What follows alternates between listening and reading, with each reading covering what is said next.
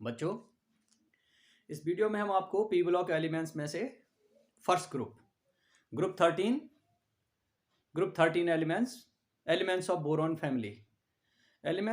Family के main characteristic properties describe कर रहे हैं।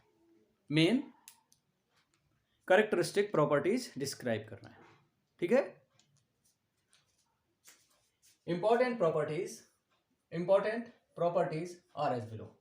First one physical state. All these elements are solids.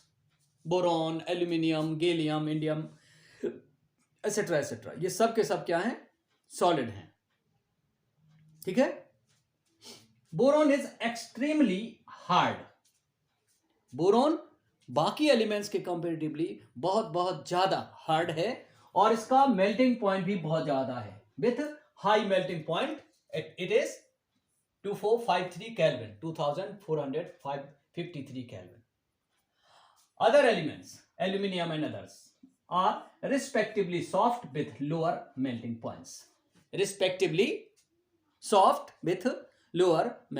यानी ये सॉफ्ट भी हैं। एल्यूमिनियम को आप उठाइए, एल्यूमिनियम के किसी पीस को, वायर को आप आसानी से मोड़ सकते हो। ठीक है। But boron very hard substance. बाकी गैलियम, इंडियम, थैलियम एसेट्रा, ये भी soft metals just like aluminium. Characteristic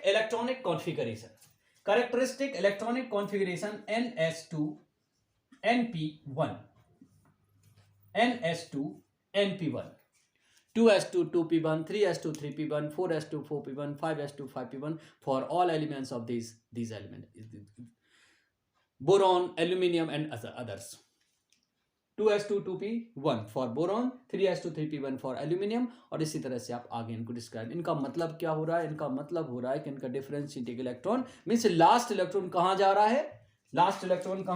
ये जा रहा है आउटर मोस्ट सेल के पी सब सेल में। ठीक है। और कितने इलेक्ट्रॉन है आउटर मोस्ट सेल में? 2 + 1 3 इलेक्ट्रॉन्स, 2 and 1 3 इलेक्ट्रॉन्स। ये बैलेंस इलेक्ट्रॉन भी हम इनको कह सकते हैं। ठीक है। इसके बाद हम एटॉमिक रेडियस और आयनिक रेडियस में बात करते हैं। जैसे एस ब्लॉक एलिमेंट्स में था वैसे प्रॉपर चेंज नहीं देखने को मिलता है। अगर आप एटॉमिक रेडियाई को कंपेयर करो तो atomic radius increases from boron to aluminium. यानी बोरॉन से एल्यूमिनियम पे जाइएगा तो बोरॉन का एटम छोटा है और एल्यूमिनियम का एटम बड़ा है in size. And atomic radius of boron is smaller than aluminium.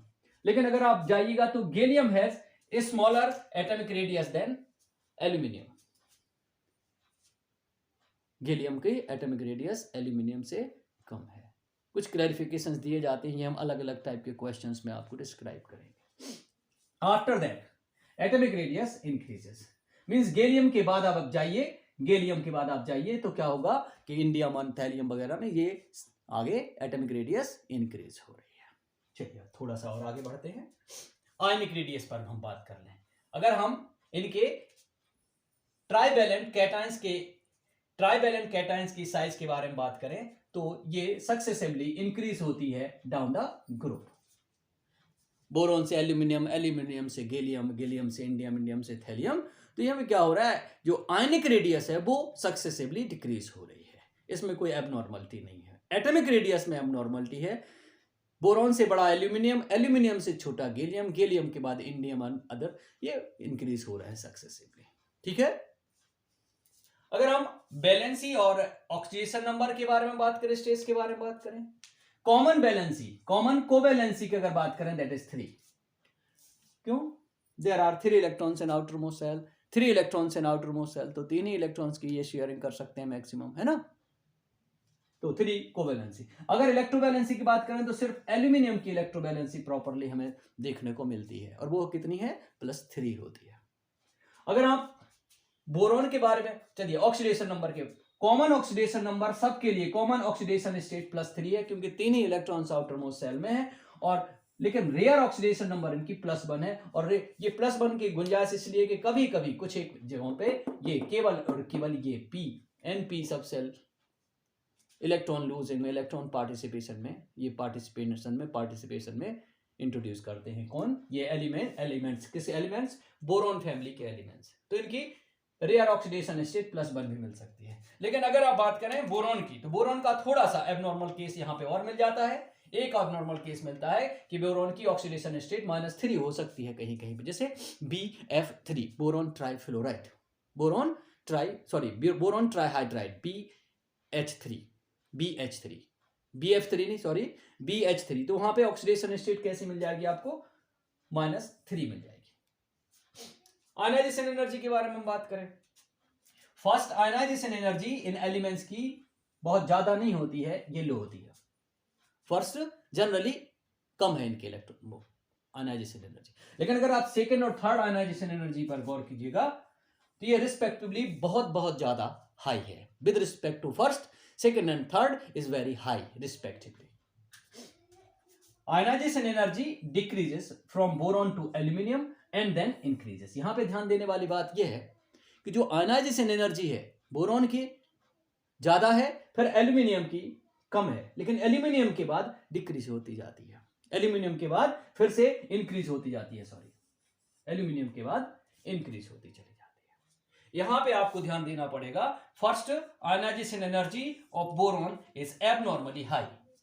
बाकी सारे एलिमेंट्स के कंपैरेटिवली बोरॉन की फर्स्ट आयनाइजेशन एनर्जी काफी ज्यादा हाई है। देखिए, electronegative and electropositive nature, electronegative and electropositive nature. Boron एक नॉन मेटल है, एक इलेक्ट्रोनेगेटिव एलिमेंट है। बोरॉन एक नॉन मेटल है, इलेक्ट्रोनेगेटिव एलिमेंट है। एल्यूमिनियम एक मेटल है, this is electropositive. How, which type of electropositive? This is not strong और नॉट वीक, मॉडरेट इलेक्ट्रोपॉजिटिव, ना बहुत ज्यादा स्ट्रॉन्ग है ना बहुत ज्यादा वीक है। अगर और दूसरे मेटल्स के बारे में बात करें, they are less electropositive respectively, less electropositive respectively. इसकी आयनाइजेशन एनर्जी बहुत ज्यादा है, इलेक्ट्रॉन लूज नहीं करता है। एल्यूमिनियम की आयनाइजेशन एनर्जी बहुत ज्यादा नहीं है और बहुत कम नहीं है, तो इलेक्ट्रॉन लूज करता है, इलेक्ट्रोपॉजिटिव नेचर शो करता है। इस तरह और बाकी मेटल्स भी हैं, इनके जो इलेक्ट्रोपॉजिटिव नेचर शो करते हैं। वजह यहाँ पे है कि इनकी जो एटॉमिक साइज है काफी बड़ी है और रिस्पेक्टिवली इलेक्ट्रॉन लूज करने की टेंडेंसी ज्यादा है। तो हम बात कर सकते हैं down the group, electronegative nature जो है वो क्या होता है? डिक्रीज करता है, ठीक है। और इलेक्ट्रोपॉजिटिव नेचर जो है वो क्या करता है? वो इंक्रीज करता है।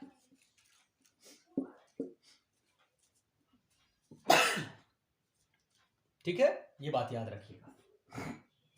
अब हम बात करते हैं ऑक्सीडाइजिंग और रिड्यूसिंग नेचर की।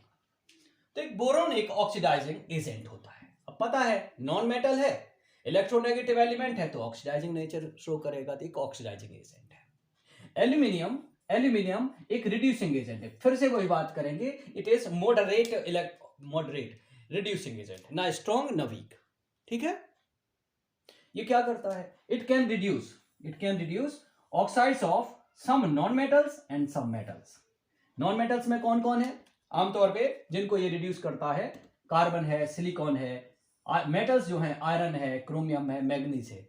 ये भी मेटल्स और नॉन मेटल्स हैं जिनको एल्यूमिनियम क्या करता है? रिड्यूस करता है, ठीक है।